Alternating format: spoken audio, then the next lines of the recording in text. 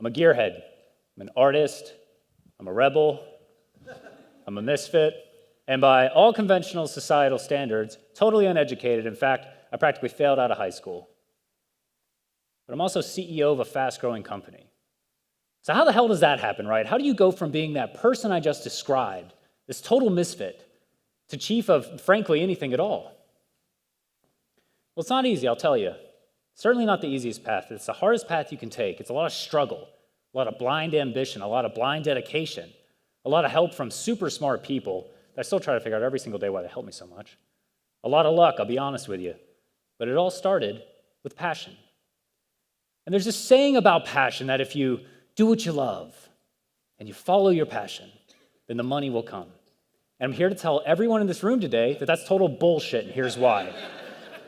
But before we get into that, now that you guys know a little bit about me, we got some rapport going. I'm just going to go ahead and say this super is not me. But while I'm doing my little striptease up here, let me ask everyone a question. Why are you here? And I don't mean in this auditorium. I mean on this planet. What's your purpose? What were you put here for? Now, for passionate people, that's not a terribly challenging question to answer, right? You know it here. It's in your heart.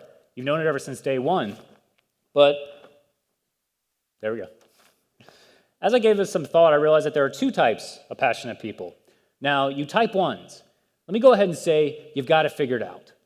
Your ideals, your creation, your passion, and the fruits of your passion alone are all the fulfillment you need. That's it. You don't complicate things. Your passion exists in a state of satisfaction. You are, by definition, content. And I envy you. Because the other types, as type 2s, we're totally crazy, right? We complicate everything. Everything about us is totally unnatural. If it's not big, it doesn't have a huge impact, if it doesn't question the status quo at large, then we're not interested and we're not into it. And let me tell you, it's super painful. Ask anyone that's ever built anything big, regardless of whether or not they were successful at it. Actually, especially if they failed at it. How hard is it? And they'll tell you it's one of the most painful things you can go through. But for us type 2 driven, passionate people, the pain of seeing that through is far less than the pain of not trying. We couldn't live with ourselves if we didn't at least try. Our passion exists in a state of discontent. We are never satisfied. We are, by definition, discontent. By all conventional definitions, but by my definition, you're a masochistic, crazy person. And the reason is that we don't just get used to this pain. We start seeking it out. We start liking it. We start using it as a yardstick to measure our progress because it's that old racer saying, when everything feels in control, you are not going fast enough.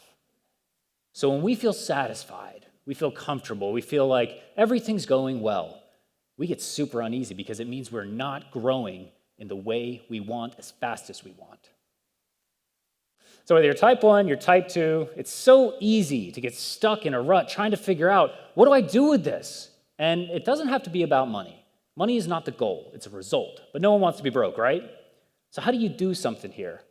Now, some people romanticize this idea of being a starving artist, that it's the curse of creation, and it's paying your dues, and it's the beauty of being a starving artist. And I call this the starving fallacy because it's not limited to just artist. You could be a starving architect. You could be a starving comedian. You could be a starving musician. Hell, you could be a starving business person. We call ourselves entrepreneurs, right? So how do you move past this? How do you get to the point where you're making some waves here? Now, the most cogent metaphor I can use is building a bridge, or building anything, frankly, but a bridge is easy for me to explain.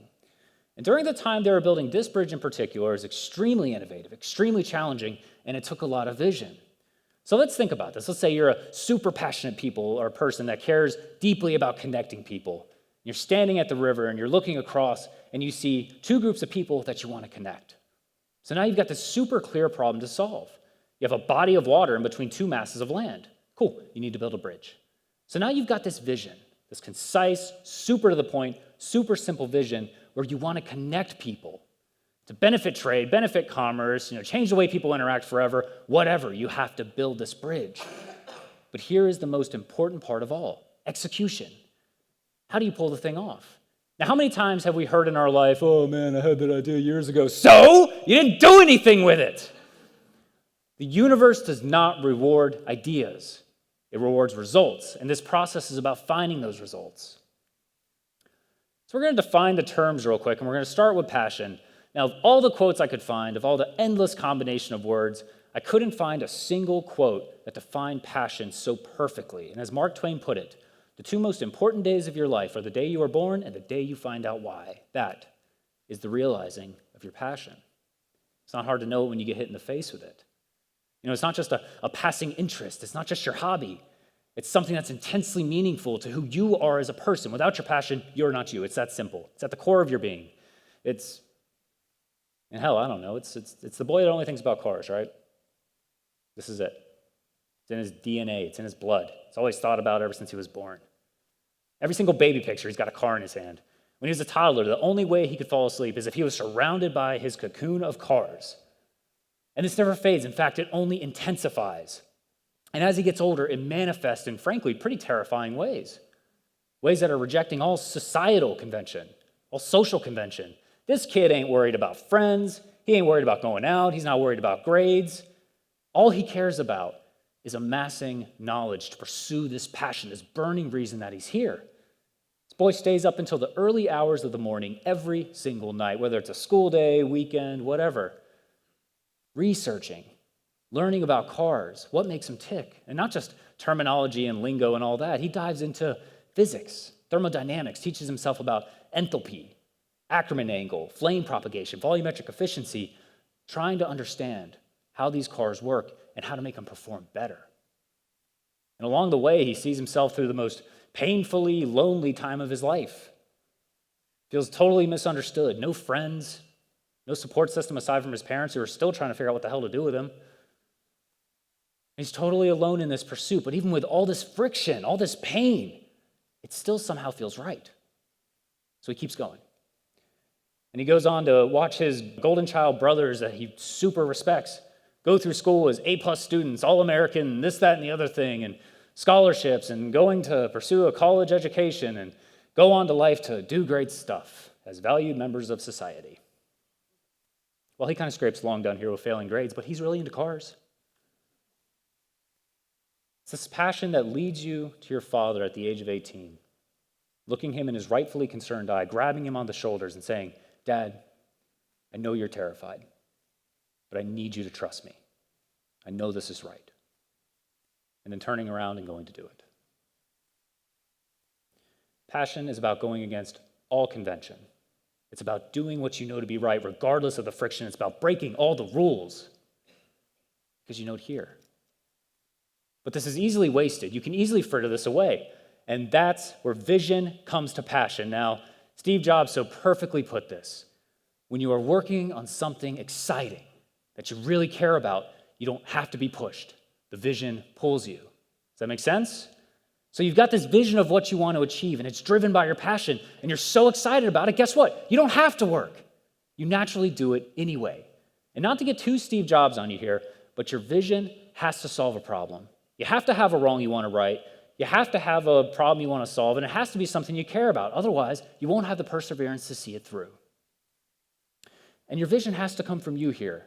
And it has to be something that you care about. It has to be an impact that you can see, an impact that you see how it affects people. And it's something you care about. I mean, you could be a passionate architect that wants to positively impact those that live in poverty globally. And hell, you could be a passionate entrepreneur that wants to change the way people enjoy eggs forever. Who cares? It's totally up to you. And it has to be derived of your passion. I mean, for me, my vision is to forever change the way people modify and enjoy their cars. Most people in this room, I bet, they think that's silly. Like, okay, so let's get this straight, Jordan. We have starvation. We have famine. We have poverty. We have war. We have murder. And you're mostly concerned about helping people make their cars faster. Okay. Again, it ain't your vision. It's mine. And it's what pulls me each and every single day. So you got passion, you got vision, all great. But it equates to exactly nothing unless you execute it. Because again, you are rewarded for your results, not your ideas. And as Edison so eloquently put it, vision without execution is just hallucination. So are you dreaming or are you living? And the question I get when I really harp on this point to people, like, all right, Jordan, look, dude, does passion really matter for execution? And the answer is, hell yeah, it does. Think about it. What's your job when you're executing something big? You are fulfilling a vision. It's not just business statistics and monetization strategy and endless spreadsheets and plans and all this stuff. You have to connect with people. You have to inspire them. You have to energize them. Your passion has to be infectious. Otherwise, you don't have an effective team. You might have employees. You don't have effective employees. You don't have the community's will. You don't have customers. You don't have partners. You don't have investors. Hell, you don't have a business, dude. You don't have an organization. You don't have a cause. You have nothing. Anyone that has ever done anything big has never done it on their own. And that's why passion is critical for execution, because if you can't connect with people and you can't inspire them, then you can't do a damn thing. One of my favorite quotes of all time, clearly I love quotes, is from Simon Sinek. People don't buy what you do, they buy why you do it. And it's totally true. And this is what you got to get okay with. If you're executing something big, you have this huge vision, guess what? Whether you like it or not, you're a salesperson. But it ain't so bad, so think about it. What's the most powerful position, most powerful individual in the entire world? The President of the United States. Guess what? He ain't a politician. He's a salesman. Because he connected with people. He inspired them. He inspired action. And he elevated himself on those beliefs. So that's what you have to get okay with here. You have to sell why. You have to lead with your passion. People have to see it. They have to see you executing with it. Because if you just go and you explain what you do and how you do it and you just deliver information, it's uninspiring. And you're going to fail each and every time. So kind of bringing this together here, if you walk away with just a few things, when I say just a few, I mean several. Are you a passionate person? Not everyone is.